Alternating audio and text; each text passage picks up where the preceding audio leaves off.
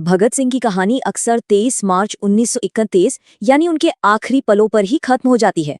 ये थे उनके आखिरी शब्द फांसी से ठीक पहले, जब वो लेनिन की जीवनी पढ़ रहे थे।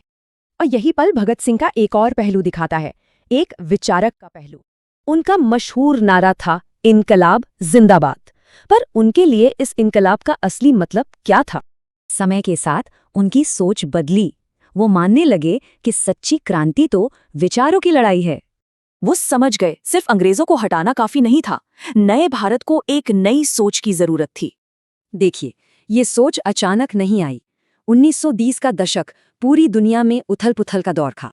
रूसी क्रांति की कामयाबी और महामंदी में पूंजीवाद की नाकामी का उन पर गहरा असर पड़ा। यहीं से उन्होंने वैज्ञानिक समाजवाद को अपनाया। मकसद था एक बराबरी वाला समाज बनाना। मतलब आज़ादी सिर्फ राजनीतिक नहीं, बल्कि जनता की पूरी सामाजिक और आर्थिक मुक्ति होनी चाहिए। उनकी क्रांतिकारी नज़र सिर्फ बाहर नहीं, बल्कि समाज की अंदरूनी मुश्किलों पर भी थी। उन्होंने जाति व्यवस्था और सांप्रदायिक झगड़ों जैसी बुराइयों पर जमकर लिखा और क्रांतिकारी हल सुझाए।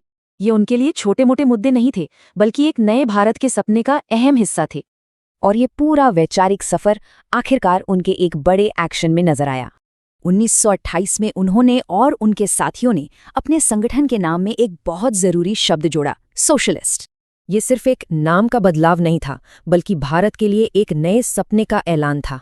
और इसीलिए भगत सिंह सिर्फ एक शहीद नहीं, बल्कि एक बहुत गहरे राजनीतिक विचारक हैं। वो एक विचार हैं, एक ऐसे राष्ट्र का विचार जो हर तरह के शोषण से आज़ाद हो।